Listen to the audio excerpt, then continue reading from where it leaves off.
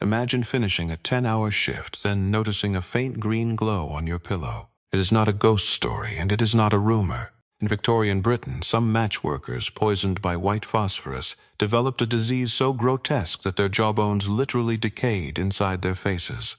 If you were a match worker in the late 19th century, your day began before dawn.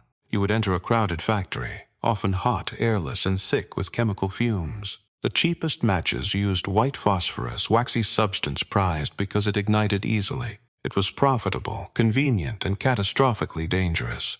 In factories across Britain, especially in London, women, girls, and children helped produce these matches by the thousands. Some cut wood, some packed boxes, and some dipped splints into chemical mixtures. Repetition ruled everything, hand after hand, tray after tray, hour after hour.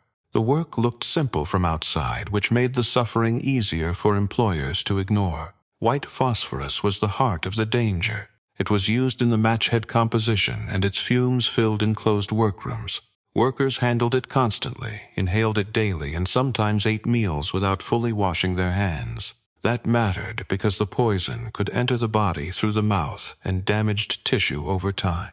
At first, your symptoms might seem ordinary. A tooth starts aching, your gums feel tender, and one side of your face swells. You keep working because missing wages means missing food. Then the pain deepens, becomes relentless, and turns your jaw into a source of pressure, heat, and rot. Doctors eventually gave this condition a grim nickname, phossy jaw.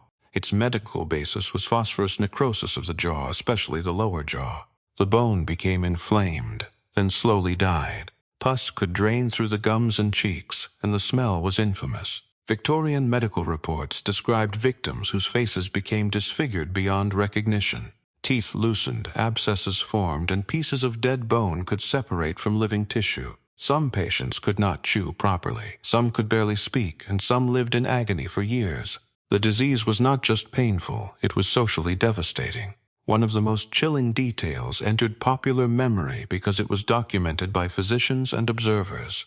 In dark rooms, some diseased tissue and discharge associated with phosphorus exposure were reported to show a pale luminosity.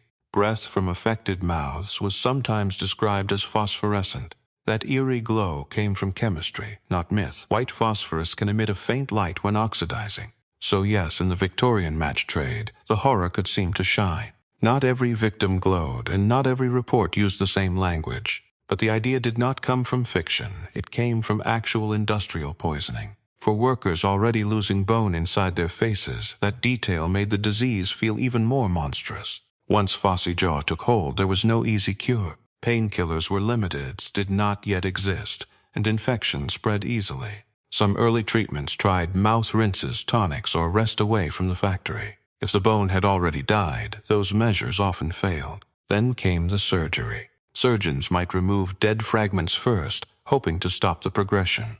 If the disease continued, they could perform a partial resection or even remove the entire lower jaw. This was not dramatic exaggeration. Historical case reports describe mandibulectomies as life-saving attempts. Picture what that meant in the 19th century. Anesthesia existed, which spared some pain during the operation, but surgery still carried grave risks. Infection after surgery was a constant danger, and recovery was slow, brutal, and uncertain. If you survived, you might live disfigured for the rest of your life, and death was a real possibility before any operation happened. Chronic infection could exhaust the body, spread to surrounding tissue, and destroy health over months or years. Some accounts warned that if necrosis advanced unchecked, deeper structures could become involved. Workers knew that a toothache in a match factory could become a death sentence. The tragedy was not hidden from everyone. By the mid-19th century, doctors had linked white phosphorus with jaw necrosis in match workers.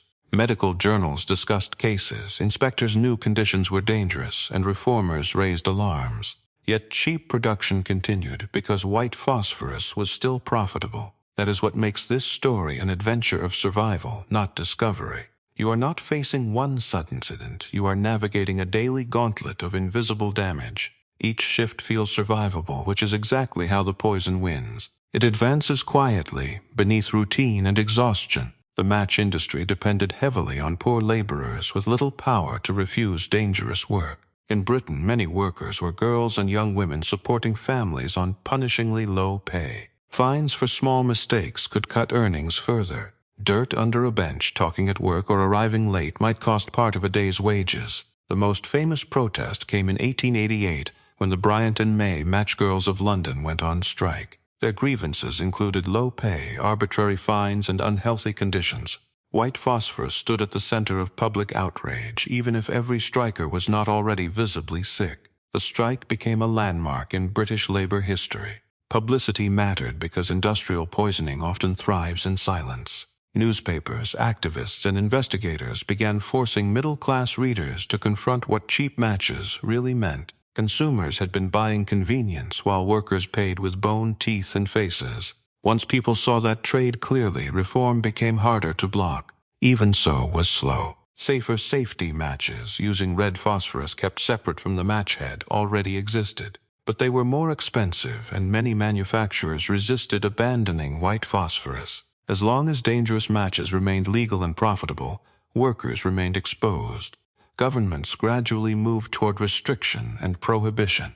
International concern increased in the late 19th and early 20th centuries. In Britain, the White Phosphorus Matches Prohibition Act passed in 1908 and took effect in 1910. That law finally banned the manufacture, importation, and sale of white phosphorus matches.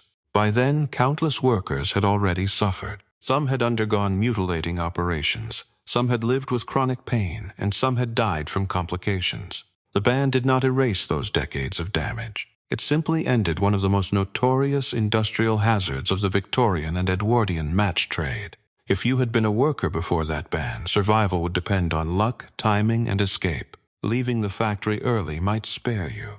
Getting a bad tooth removed before exposure worsened could matter. Finding an employer using safer materials could save your face, though many poor workers had no such choice. The cruelest part is how ordinary the beginning looked.